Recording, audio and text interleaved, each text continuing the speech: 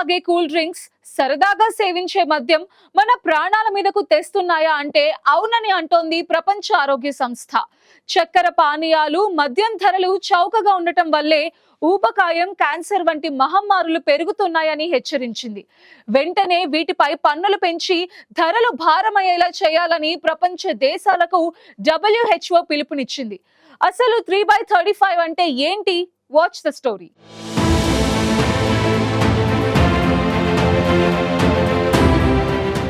మనం తాగే cool drinks, సరదాగా తాగే మద్యం ఇవే ఇప్పుడు ప్రపంచానికి అతిపెద్ద శత్రువులుగా మారుతున్నాయి. ఒకవైపు టెక్నాలజీ పెరుగుతుంటే మరోవైపు మనిషి ఆరోగ్యం అగాధంలోకి పడిపోతోంది.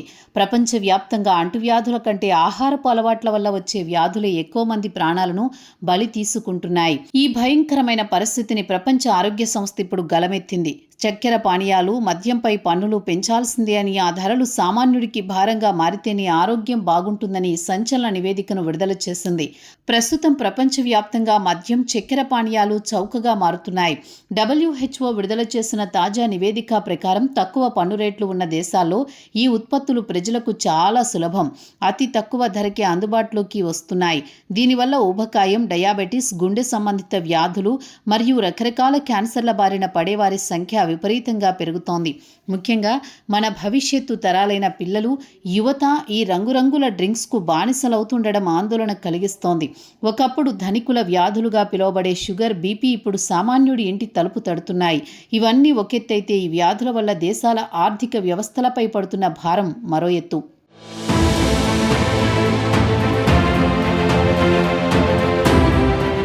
టెడ్రోస్ అధనామ్ హెచ్చరికలు, పన్నుల తీరు, పొగాకు, చక్కెర పానీయాలు, ఆల్కహాల్ వంటి ప్రాణాంతక ఉత్పత్తులపై పన్నులు పెంచడం ద్వారా మాత్రమే ప్రభుత్వాలు ప్రజల ఆరోగ్యాన్ని కాపాడగలవు అని WHO director general Tedros Adhanom Ghebreyesus కుండబద్దలు కొట్టారు.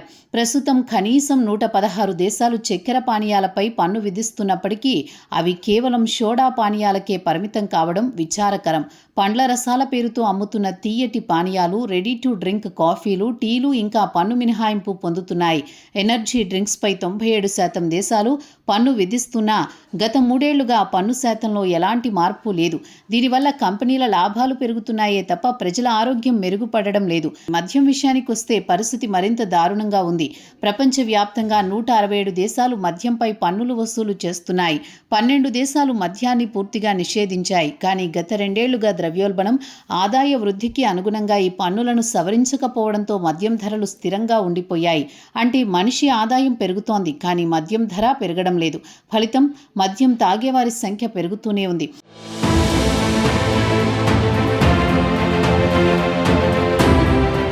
మరీ ముఖ్యంగా యూరప్లోని 25 దేశాల్లో మద్యంపై అసలు పన్నులే లేకపోవడం గమనార్హం. పరిశ్రమలు లాభాలు గడిస్తున్నప్పటికీ వాటి వల్ల వచ్చే రోగాలకు చికిత్స అందించడానికి ప్రభుత్వాలు వేల కోట్లు ఖర్చు చేయాల్సి వస్తోంది. ఈ ఆర్థిక భారాన్ని మొత్తం సమాజమే భరిస్తోంది. ఈ నేపథ్యంలో WHO కొత్త లక్ష్యాన్ని నిర్దేశించుకుంది. అది 3/35 కార్యక్రమం. 2035 నాటికి పొగాకు, మద్యం, చక్కెర పానీయాల వాస్తవ ధరలను పెంచేలా పన్ను వ్యవస్థలను పునఃరూపకల్పన చేయాలని ప్రపంచ దేశాలకు పిలుపునిచ్చింది.